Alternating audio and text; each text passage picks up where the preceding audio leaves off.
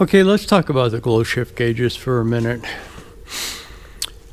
I have just gotten back a couple of days ago from the trip to Minnesota and Wisconsin, and before I left to go on that trip, I had gotten an email from Glow Shift. Well, let me back up a little bit further. I had sent them values, those voltage values, out of the reading of the sensor. Well, it was idling and, it was at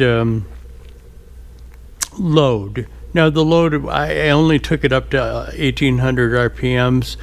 With my truck, you can't bring the RPMs up, set the cruise control, and have it stay there like you can do with some other trucks. But what I did is just actually took a stick and put it in there against the throttle and got it up to 1,800 RPMs, and then took the voltage readings on that.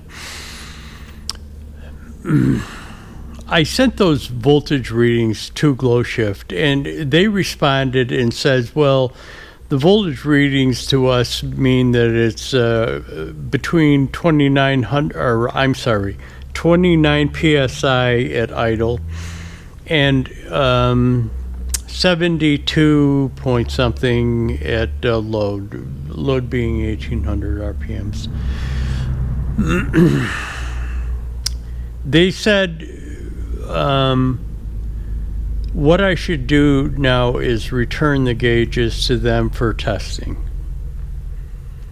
So I went away on that haul trip to Minnesota, Wisconsin, Ohio, Michigan, etc. During that trip, I was kind of thinking about this, and when I came back a couple of days ago, I've thought about it in the meantime. And what they want me to do is take the gauge and that sensor out and send it back to them. That means that I've got to take that pillar mount part, pull the gauge out, pull all the wiring out for the gauge, take the sensor out and plug the port off, and do that, and send it back to them for something that I've already verified for them.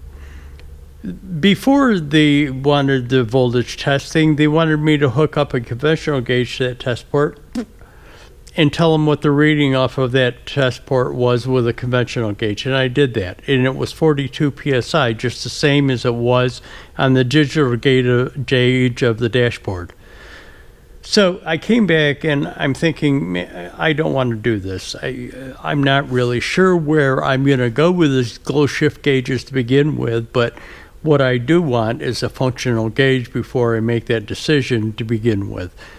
So I just emailed them back and said to them, listen, I did that test with a conventional gauge and proved that my digital gauge in the dashboard is correct at that idle.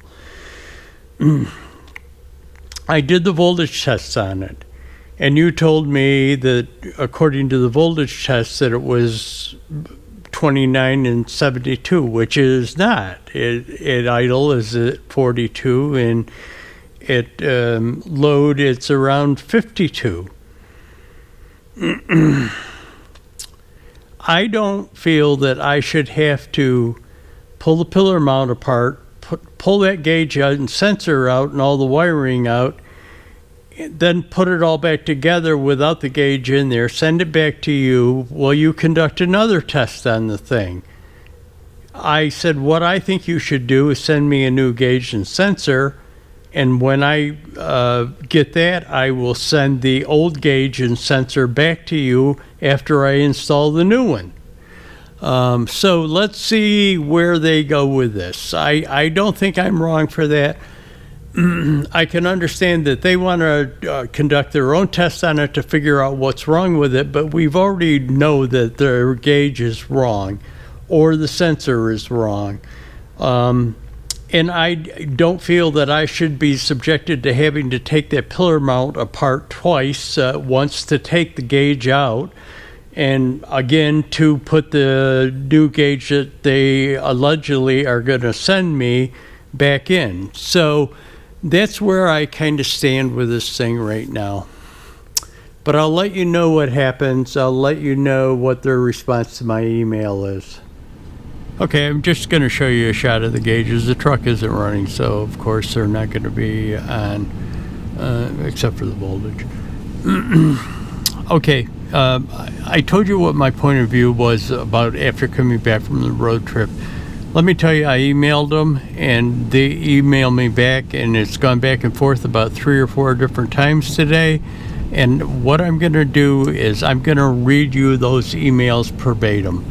Now, sometimes when we get into a dispute or, let's call it a dispute about something, sometimes what we think is right might not be right. We get narrow-minded about it and think our point of view is the only correct one. So let me read you verbatim what the email said to them and what they said back to me. And you be the judge of it, and leave a comment at the end of this video and tell me what you think about it. Okay, as per the intro to this chapter, which is 3 of the glow shift issue, you know from the last chapter that I put out, I told you that I had tested those things and submitted it to them.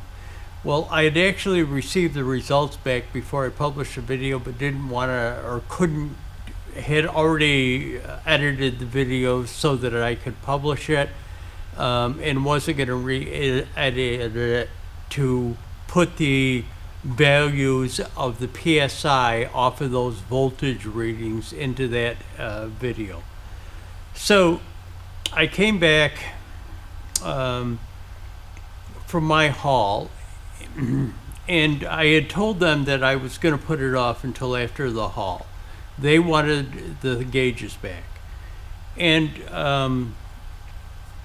as you saw in the video, I had an afterthought about it while I was on the road trip, thinking, you know, I don't really want to tear that pillar post out and put it back together to take the gauges out, then tear it back out and have to put it back in when I get the new gauges. I would rather them send me the gauges or the sensor or whatever they were going to send me, so that I only had to do it one time.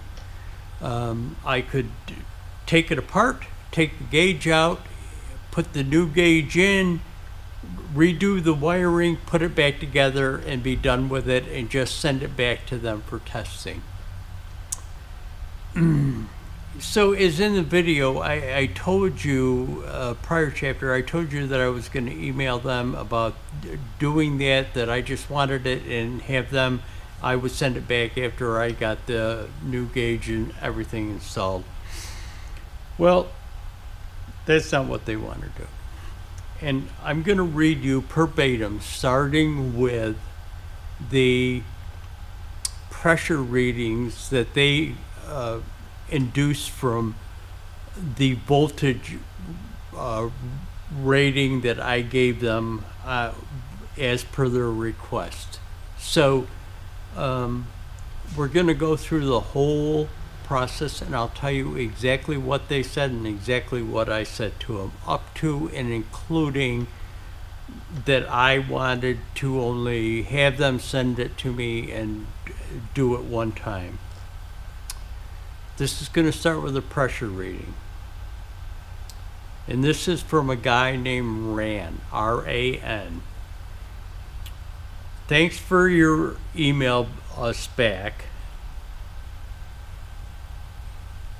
Thank you for emailing us back. Based on the readings that you are providing, at idle, 1.42 volts is around 29 psi.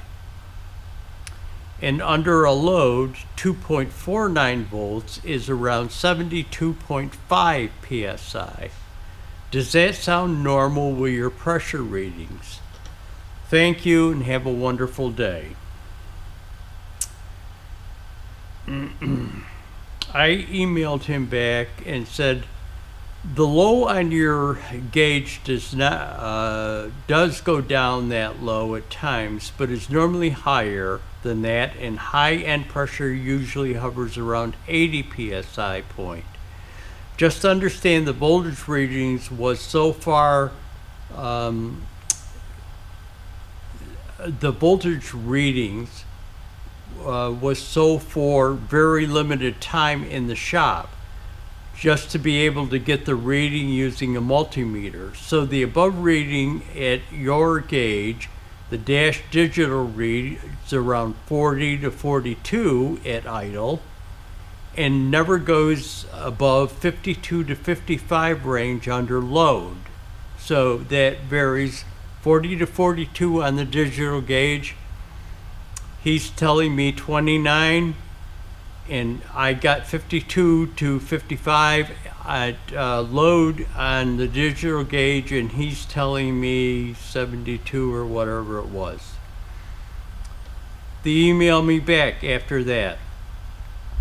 Thank you for emailing us back. If you would like, you can set up a return with you to get the gauge and sensor back for testing. If you can please verify the following information. So that email I got back before I went on the trip. So I emailed him back after that saying, have to go out of town for 3 or 4 days. I will have to remove the gauge and sensor after I get back. Is there a return authorization that is needed? How do I ship it, and who is paying for it? They emailed me back, thank you for emailing us back. Please ship back the gauge and sensor for testing. This is your return authorization. Given number G51944131. Write this number on the outside of the package where it is visible. Also write the return number on a separate piece of paper and put it inside the package. It will take us 1 to 2 business days for testing and processing, etc. Okay. So here's the point where I returned from the trip. I returned from my trip on which I had time to think. I have verified the port in the engine is seeing the same pressure as my dash digital gauge shows. Then I tested voltages at your sensor which do not translate into pressures that relate to what the engine is producing. I really don't want to have to take my gauge pod apart and back together twice. Why don't you send me a new gauge and sensor, and I will send the old ones back in your box, thus eliminating me having to take it apart twice. We have already established that your gauge and or sensor is giving erroneous readings, so save me the time and headache by sending it now. The return email. Thank you for your response. I apologize for the confusion. Unfortunately, we do not send out any replacements before first getting the product back to confirm that it is defective. So I email them back. I am so confused by this. If this is your policy, why the hell do I go through the aggravation and expense of running these tests I did for you? You guys need to rethink your customer relations policy and stand by your product. If I had had any idea that the testing that I did had no meaning, I would have never done it and just sent it back to begin with. No wonder I have all these people telling me that I should just throw this stuff away and buy better product from a different manufacturer. Just take a minute to rethink and then send me a replacement, and I will send back what I have so that I don't have to add more expenses to what I've already incurred doing this. They email me back. Thank you for your response. I apologize for your confusion. The tests that were to determine the issue is the gauge or the sensor itself, so the customer does not need to send back both items. Please understand that if we did not stand by our product or care about the customers, then they would have no requested would have not requested to get any of the items back, as you were over a month outside of your warranty to begin with. So let me explain that issue. The gauge I actually had bought over a year ago, so it was a year and a month. It was outside the warranty. But that's not what they had talked about. They had talked about sending it back because of the apparent defect in it. So there's a warranty issue here too that they're going to start playing into this equation. No mention of it before, but now they want to mention it because I'm a little bit irate about their doing it. So I sent them back another email, say, okay, so if my tests were to determine if it was a gauge or sensor, then which one do you want me to send back? Remember, they just said that in the previous email. Thank you for your response, is their reply.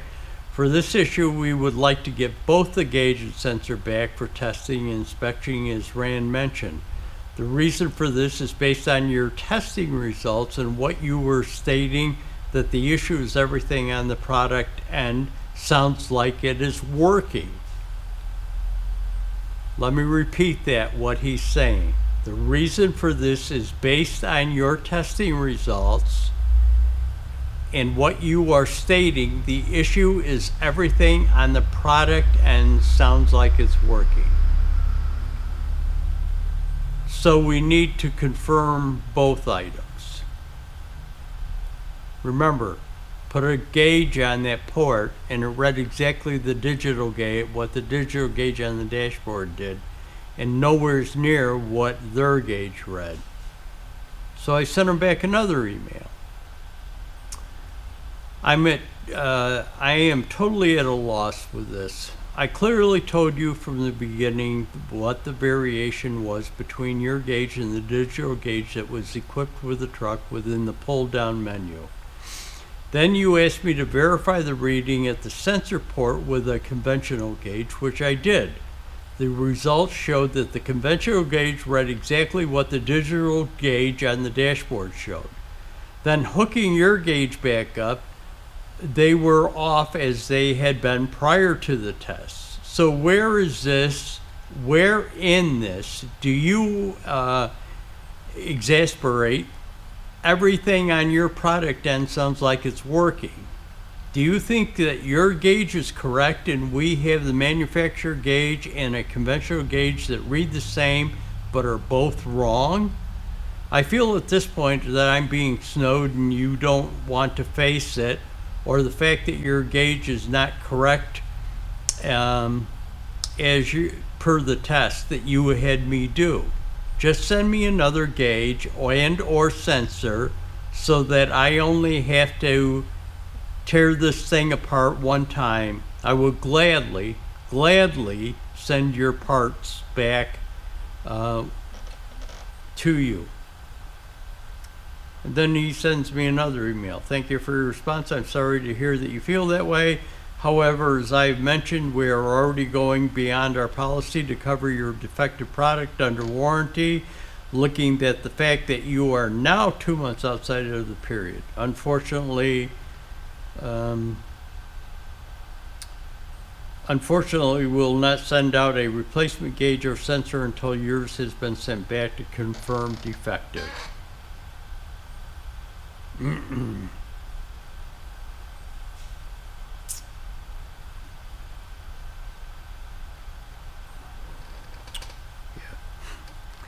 So, I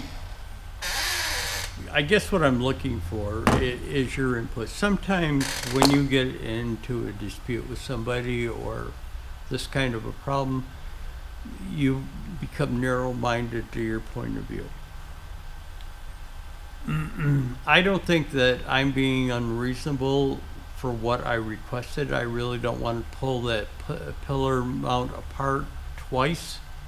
Wants to take it out and send it back, and wants to take it out again and put in whatever new product that they send me. I really don't think I'm being unreasonable about that. So I kind of like to hear your guys' opinion on this whole thing, and just leave a comment. Do you think that they're right? Do you think that I'm right? Do you think I'm being unreasonable asking for this so that I don't have to tear it apart twice? I mean, to me, they're kind of beating around the bush. First, he says his product doesn't look bad, it looks like he's good, when clearly the test that he had me conduct with the gauge showed precisely that it read exactly the way the digital gauge on the dash panel does. So I don't think I'm being unreasonable, but give me your opinion. Leave a comment. Thanks for watching, guys. Hit that like button, subscribe. If you know somebody's thinking about buying glow shift, share this video with them.